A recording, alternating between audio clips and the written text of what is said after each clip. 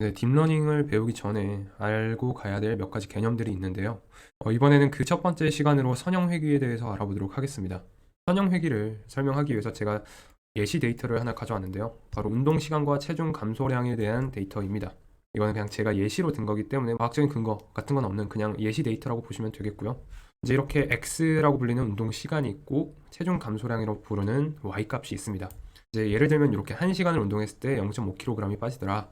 이런 식으로 데이터를 이해해 주시면 되겠고, 이거를 이제 그래프로 나타내면은 이런 식으로 나타낼 수 있습니다. 이렇게 점 찍힌 게 바로 데이터라고 보시면 되겠고요. 자, 이제 우리는 머신러닝 모델을 만들 텐데, 자, 이 다음에 이렇게 운동 시간만 주어졌을 때 내가 몇 킬로그램 빠질 거냐, 이걸 한번 계산해 보고 싶을 겁니다. 우선은 이렇게 가설을 하나 세울 겁니다. 운동한 시간이 늘어난 만큼 체중 감소량이 커질 것이다. 이런 경향이 있다라는 가설을 세울 것이고요. 이제 이런 거를 우리는 바로 리니어하다라고 표현을 합니다. 선형 관계에 있다라고 하는 거고, 비례, 반비례, 이런 선으로 나타낼 수 있는 관계가 바로 선형 모델이다라고 쉽게 이해하시면 되겠습니다. 자, 그러면 이제 우리 이 데이터를 선형 모델로 한번 표현하기 위해서 제가 세 가지 선을 한번 그려봤습니다. 이렇게 주황색 선이 있고 파란색 선이 있고 초록색 선이 있습니다. 여러분들이 생각하시기에는 이 점 찍힌 데이터를 가장 잘 표현하는 선은 어떤 것이라고 생각을 하시나요? 아마도 이견 없이 요 파란색 선이 이 데이터를 가장 잘 표현했다고 생각을 하실 겁니다. 왜냐면은 이렇게 데이터들 간의 어떤 거리를 봤을 때 이 선이 가장 가깝습니다. 그렇기 때문에 이 선이 이 데이터들을 가장 잘 표현한다고 생각을 하시는 거고, 그게 바로 합리적인 추측이겠죠. 우리는 이런 식으로 이렇게 파란색 선을 그렸고, 나중에 만약에 만약에 8시간을 운동했을 때는 어느 정도 체중이 감소할 거냐라고 이제 질문을 던져봤을 때 모델은 대충 한 요 정도, 한 2.5kg 정도 감소를 할 거야 라고 말을 해줄 수 있는 것이죠. 우리는 이런 것들을 바로 선형회귀, 리니어 리그레이션이라고 부릅니다. 그러면 다시 한 발짝 나아가서 이 선은 이런 식으로 1차 방정식으로 표현을 할 수 있겠죠.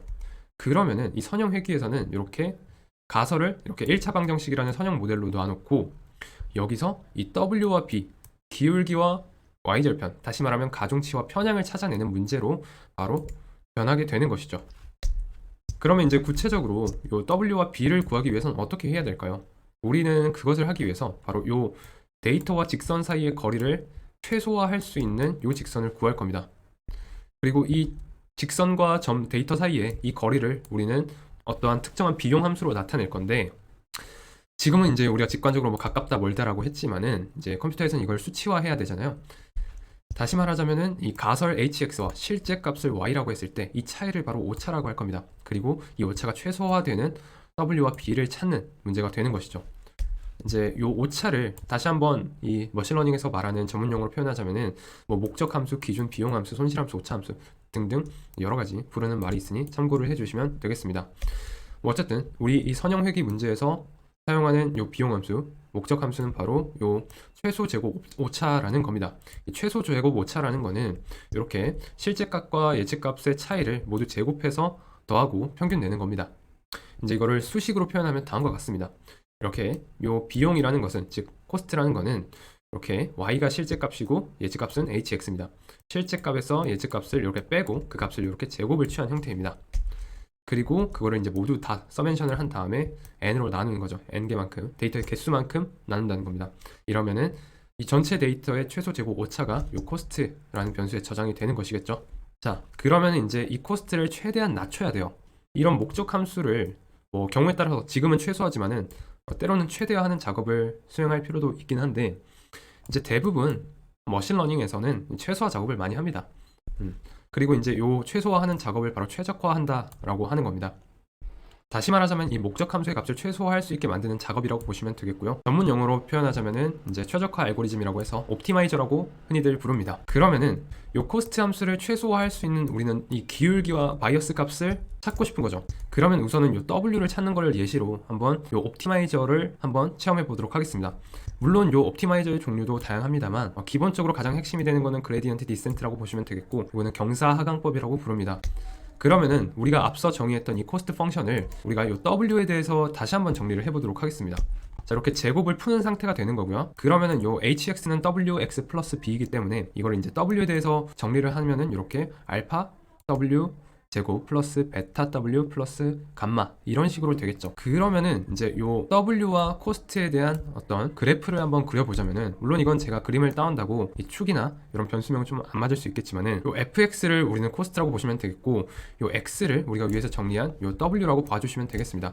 뭐 어쨌든 이렇게 2차 방정식 형태이기 때문에 이렇게 포물선 형태로, 이런 식으로 포물선 형태로 나타낼 것은 분명합니다. 그러면 이제 우리가 고등학생 때 배웠던 것처럼 이 2차 방정식에서 값이 최소화되는 지점은 바로 요 극점이죠. 즉 이 기울기가 0이 되는 지점이 되는 겁니다. 물론 요 알파, 베타, 감마가 그냥 상수로 주어져 있으면은 그냥 바로 0이 되는 지점을 찾고 싶지만은, 이 그레디언트 디센트 알고리즘에서는 그런 식으로 요 최적화 지점을 찾지 않습니다. 어떤 식으로 찾냐면은, 우선 일단 요 임의의 W 값, 그냥 랜덤으로 요 W 값을 하나 찔러 봅니다. 예를 들어서 이제 한 1 정도 W 값을 임의로 찍어서 여기에서 어떤 도함수 값을 확인합니다. 그래서 만약에 요 도함수 값이, 미분 값이 0보다 크다면은 이 함수는 현재 증가하고 있는 형태이고, 그러면은 다시 말하자면 지금 이 점에서는 코스트가 증가하는 상태에 있다라고 해석을 할 수 있는 거고, 그럼 우리의 목적은 이 코스트를 최소화하는 방향이기 때문에, 그러면은 다음 지점은 요 반대 방향, 이 W를 한번 작게 만들어 봐야겠다 라고 추측을 할 수 있는 거죠. 그렇게 해서 이제 그 다음에 W를 이제 작아지는 방향으로 해서 한 요쯤에 마이너스 1쯤에 찍어 봤더니, 이번에는 또 도함수의 값이 0보다 작다. 그러면은 이제 이 코스트의 값이 지금 줄어드는 상태에 있다 라고 판명이 되는 거고, 그러면은 이제 조금 더 이 W 값을 조금 더 크게 하는 방향으로 가보면은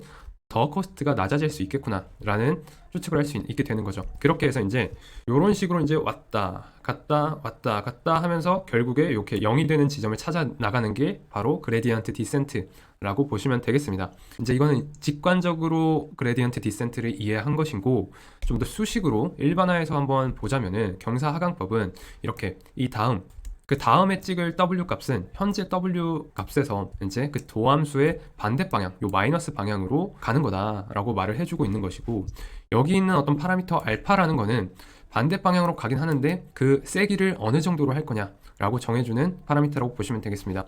그래서 이제 보통 요 알파는 뭐 0.1, 0.01, 0.001 이런 식으로 보통 많이 설정을 해 줍니다. 뭐 어쨌든 이거는 우리가 추후 실습 시간에서 한번 다시 다뤄보도록 하고요.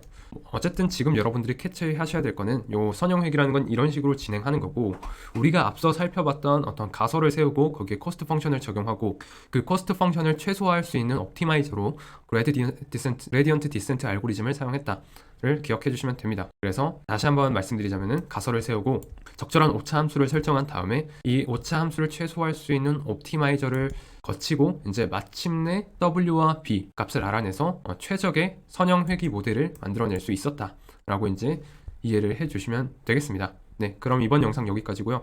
다음에는 실제 파이썬 코드로 이 선형 회귀를 구현해 보도록 하겠습니다.